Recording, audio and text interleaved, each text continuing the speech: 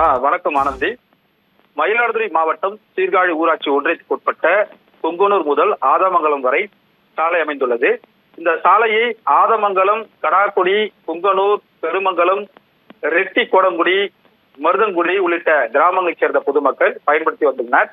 சேதம் அடைந்திருந்த இந்த சாலை பொதுமக்களின் கோரிக்கையை ஏற்று பிரதம மந்திரி கிராம சாலைகள் திட்டத்தின் கீழ் ரூபாய் 2,17,00,000 மதிப்பீட்டில் புதிய தார் சாலைகள் அமைக்க அரசு ஆணையிட்டது. அதன்படி பொங்கனூர் முதல் ஆதமங்கலம் வரை புதிய சாலைகள் அமைக்கப்பட்டு கடந்த 1 மாதம் ஆகிறது. இந்நிலையில் புதிதாக அமைக்கப்பட்ட சாலை தரமற்றதாகவும் ஒரே மாதத்திற்குள் தார் தப்பி பெயர்ந்து போக்குவரத்திற்கு பயன்படுத்த முடியாத நிலை இருந்து வருகிறது. இந்நிலையில் பொங்கனூர் பகுதியில் மட்டும் சேதமடைந்த சாலையை மட்டும் சீரமைப்பதற்காக இன்று பணிகள் மேற்கொள்ளப்பட்டது.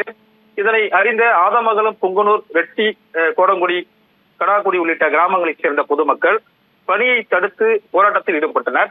போராட்டத்தின் பொழுது புதிதாக பொங்கனூர் முதல் ஆதமங்கலம் வரை சுமார் 3 கிலோமீட்டர் தொலைவிற்கு போடப்பட்ட சாலையை மீண்டும் சீரமைத்து தர வேண்டும், சாலையை தரமாக அமைக்காத சம்பந்தப்பட்ட அதிகாரிகள் மீது நடவடிக்கை எடுக்க வேண்டும் உள்ளிட்ட கோரிக்கைகளை வலியுறுத்தி கோஷங்கள் எழுப்பினர். இது குறித்து தகவல் அறிந்து வந்த வைத்தீஸ்வரன் கோயில் போலீசார் மற்றும் சீர்காழி ஊராட்சி ஒன்றிய பொறியாளர்கள் ஆகியோர்கள் சம்பந்த இடத்திற்கு நேரில் வந்து பேச்சுவார்த்தை நடத்தினர். அப்பொழுது பொங்கனூர் முதல் ஆதமங்கலம் வரை சேதமடைந்த சாலையை மீண்டும் சீரமைத்து தரப்படும் என தெரிவித்ததன் பேரில் பொதுமக்கள் தங்களுடைய போராட்டத்தை கைவிட்டனர். தகவல்களுக்கு நன்றி கமலக்கண்ணன்.